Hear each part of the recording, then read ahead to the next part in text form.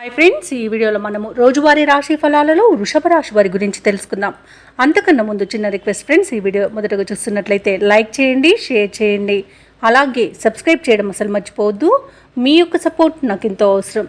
ఇక ఈరోజు వృషభ రాశి వారికి చూసుకున్నట్లయితే ఆర్థిక పరిస్థితి కొంత మందగిస్తుంది. ఇంట బయట కొంత సమస్యలు పెరిగే అవకాశం అయితే కనిపిస్తుంది. దీనివల్ల మానసిక ఒత్తిడికి గురయ్యే అవకాశం కూడా కనిపిస్తుంది.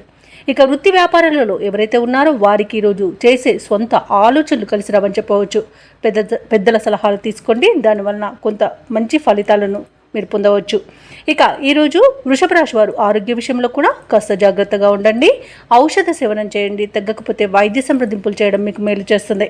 ఇక ఈరోజు ఉద్యోగస్తులకు పనిభారం అనేది పెరుగుతుంది. ఇక నిరుద్యోగులు ఎవరైతే ఉద్యోగ ప్రయత్నాలు చేస్తున్నారో వారికి నిరుత్సాహమే మిగులుతుందని చెప్పవచ్చు.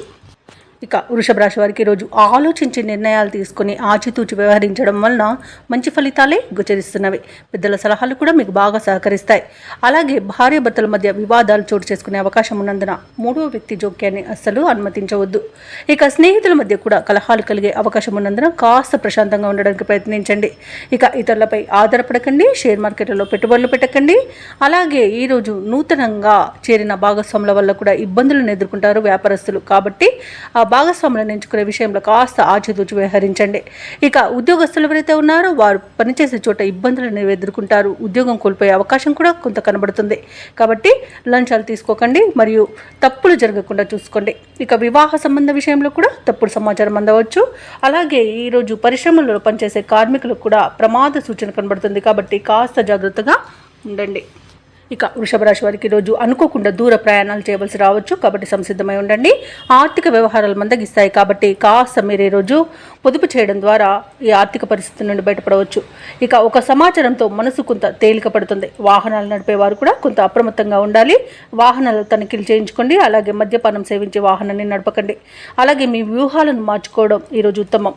ఇక ఈరోజు వ్యాపార వాణిజ్యవేత్తలు ఎవరైతే ఉన్నారో వారు వ్యాపారాలలో కొత్త చిక్కులను ఎదుర్కొంటారు. ఇక ప్రభుత్వ ఉద్యోగస్తులు ఎవరైతే ఉన్నారో వారు పనిచేసే చోట విధులలో మార్పులు సంభవించడం వలన కొంత ఇబ్బంది పడే అవకాశం కనిపిస్తుంది.